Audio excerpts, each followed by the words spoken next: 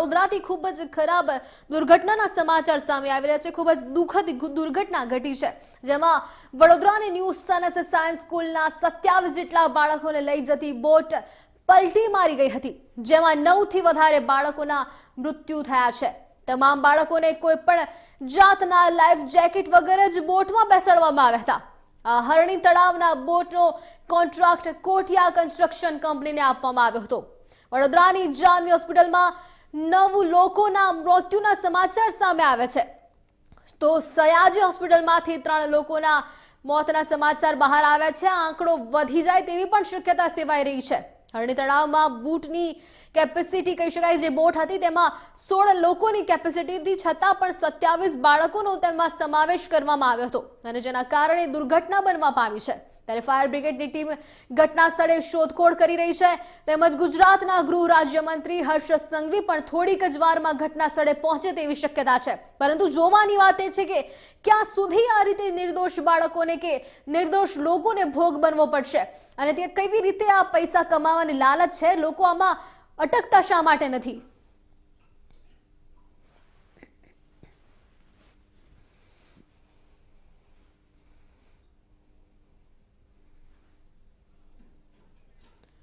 ત્યારે સમગ્ર બાબતે અમારી સાથે વિગત આપવા માટે અમારી સાથે જોડાયા છે અમારા સંવાદદાતા જતીન રાવલ। તો જતીન, અમને ચોક્કસથી જણાવશો કે સમગ્ર ઘટના વિશે અમને ચોક્કસથી જણાવશો, શું છે સમગ્ર ઘટના?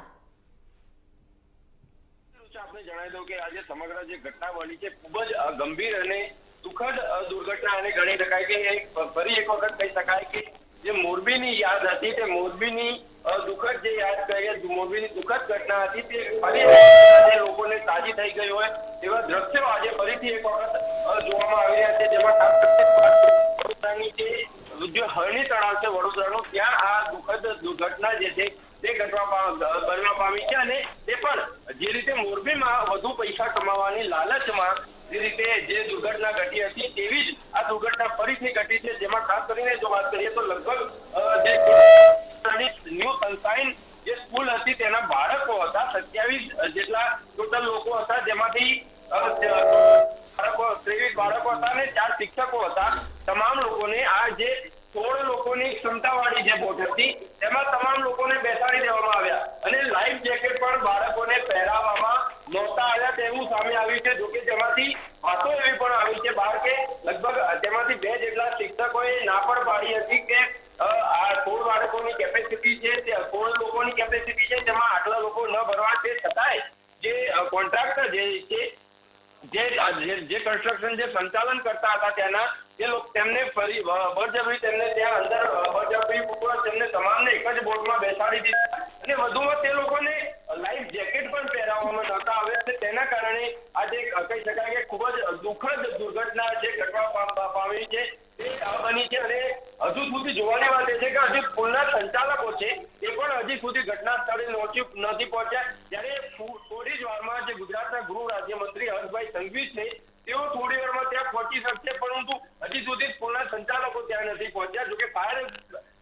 ટીમ જે છે તે ઘટના સ્થળે પહોંચી ચૂકી છે। અત્યાર સુધીમાં જો વાત કરીએ તો લગભગ અંદાજો એવો સામે આવી રહ્યો છે કે લગભગ 15 જેટલા લોકોના આની અંદર બાળકોના કે શિક્ષકોના જે આની અંદર લગભગ 12 જેટલા બાળકો છે ને 3 જેટલા શિક્ષકોની વાત જે છે તે અત્યારે સામે આવી રહી છે અને આ આંકડો હજુ પણ વધી શકે છે। હવે જોવાની વાત એ છે કે આની અંદર ગુનેગાર કોને ઠેરવવા, કેમ કે મોરબીની ઘટના જે રીતે ઘટી હતી, જે રીતે આપણે સૌએ જોયું હતું કે કેવી રીતની ઘટના ઘટી હતી, એક આનો દોષ પેલાના દોસ્ત ઉપર પેલાના ઉપર નાખી દેવામાં આવે છે, પરંતુ જે લોકોના જીવ જતા રહ્યા છે તેનું શું, જે નિર્દોષ બાળકોએ જીવ ગુમાવ્યા છે તેનું શું, તેનો જવાબ હવે કોણ આપશે તે જોવાની વાત છે। જી રૂચા જે બિલકુલ, અને જે રીતે આપે જણાવ્યું કે 27 જેટલા બાળકોને લઈ જતી બોટ હતી તે પલટી મારી ગઈ છે, ત્યારે જે કેપેસિટી હતી તે માત્ર 16 લોકોની જ હતી, તો 27 લોકોને બેસાડવાની 12 લોકોને બેસાડવાની પરવાનગી આપી કોણે? આપનું શું કહેવું છે?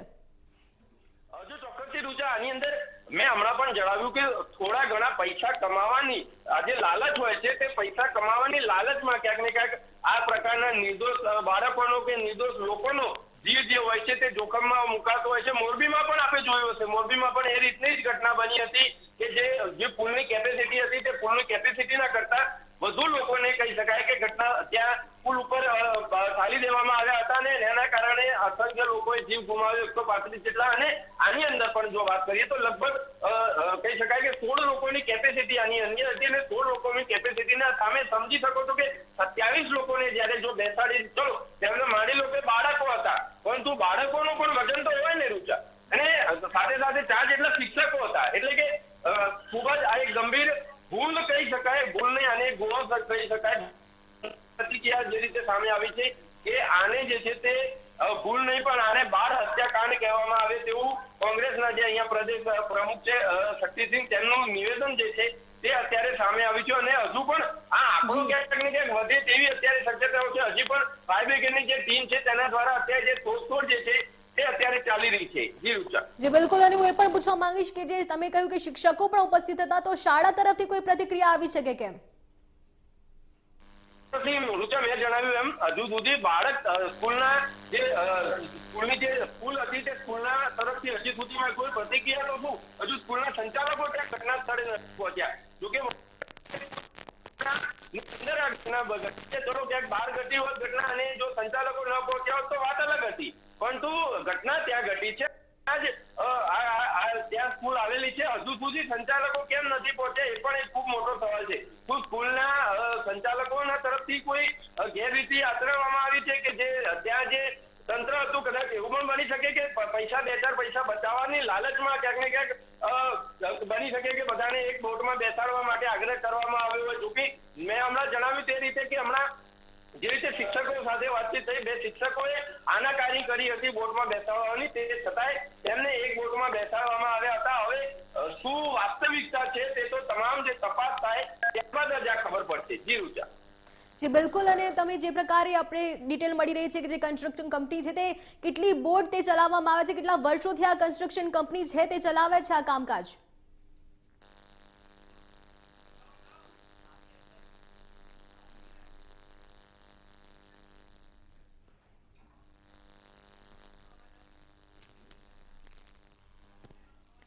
જતીનજી, મારો અવાજ આવે છે?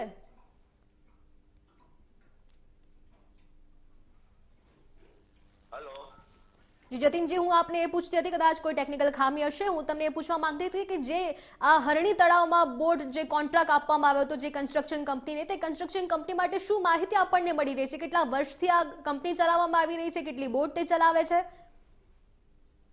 જો ચોક્કસથી આપને જણાવી દો કે આ હજુ સુધી આ તપાસનો વિષય તે ચાલી રહી છે.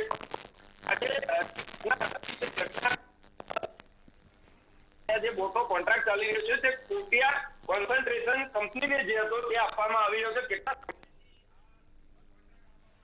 તમામ હજી તપાસ જે છે તે તપાસનો વિષય છે અને તપાસ ચાલી રહી છે. કેમ કે અત્યારે હાલ જે પ્રાથમિક જે તપાસ છે જે બાળકો જે ગુમ થઈ ગયા છે અને બાળકોને કઈ રીતે સત્વરે તેમને બહાર કાઢવામાં આવે, કેમ કે હવે તો બની શકે છે હવે જે પણ બહાર નીકળશે તે ડેડ બોડીના સ્વરૂપે નીકળશે, કેમ કે ખૂબ જ લાંબો સમય સુધીમાં થઈ ચુક્યો છે. એટલે કે એનડીઆરએફની અત્યારે લગભગ 2 જેટલી ટીમો અત્યારે હાલ ત્યાં કાર્યરત છે. તે તમામ જે લોકો જે ગુમ થયેલા છે તેમની માહિતી મેળવવામાં આવી રહી છે. જે રીતે મેં જણાવ્યું કે 15નો આંકડો છે તે હજુ પણ ક્યાંક ને ક્યાંક વધી શકે તેવી શક્યતાઓ અત્યારે જે છે તે સામે આવી રહી છે. જી બિલકુલ, અને જે રીતે આપણને અપડેટ્સ મળી રહ્યા હતા કે હર્ષ સંઘવી પણ અહીં ઉપસ્થિત થવાના છે ટૂંક સમયમાં એવી શક્યતા છે, તો સરકાર તરફથી અત્યાર સુધી કોઈ અપડેટ આવી છે કે કેમ? જો ચોક્કસથી આપને જણાવી દો કે હમણાં જ થોડી વાર પહેલા જ જો વાત કરીએ તો મુખ્યમંત્રી ભૂપેન્દ્રભાઈ પટેલ છે તેમની ટ્વીટ દ્વારા એક પ્રતિક્રિયા જે હતી તે સામે આવી હતી કે જે આ ઘટના બની છે તે ખૂબ જ ગંભીર દુર્ઘટના છે અને ક્યાંક ને ક્યાંક તેને જે છે તે તેમના દ્વારા જે સરકાર છે તે સરકાર આના ઉપર ચોક્કસથી પગલાં લેશે અને ચોક્કસથી જે પણ આની અંદર જે ગુનેગાર લોકો છે તેમની સામે સરકાર ખૂબ જ ગંભીર પગલાં લેશે અને ફરીથી આ પ્રકારનો બનાવ ન પડે તે પ્રકારના પગલાં સરકાર પડશે. અને સાથે સાથે તેમને જેટલા પણ લોકો જે આની અંદર મૃત્યુ પામ્યા છે, બાળકો કે શિક્ષકો છે, તેમને સામે દુઃખ વ્યક્ત કર્યું હતું સીએમએ. જી બિલકુલ જતીનજી, આભાર સમગ્ર માહિતી આપવા બદલ, અમારી સાથે જોડાવા બદલ. તો જે પ્રકારની અમારા સંવાદદાતા એમને સમગ્ર માહિતી આપી, જે પ્રકારનો આંકડો સામે આવ્યો હતો કે 9 થી 12 બાળકો જે હતા તેમને બોટમાં બેસાડવામાં આવ્યા હતા અને જે બાળકો છે તેમની બોટ પલટી મારી ગઈ હતી. 16 લોકોની ક્ષમતા હતી, છતાં પણ 12 કે 27 લોકોને તે બોટમાં બેસાડવામાં આવ્યા હતા અને હાલ મૃત્યુઆંક 9 ને પણ પાર થઈ શકે તેવી શક્યતા વ્યક્તાઈ રહી છે.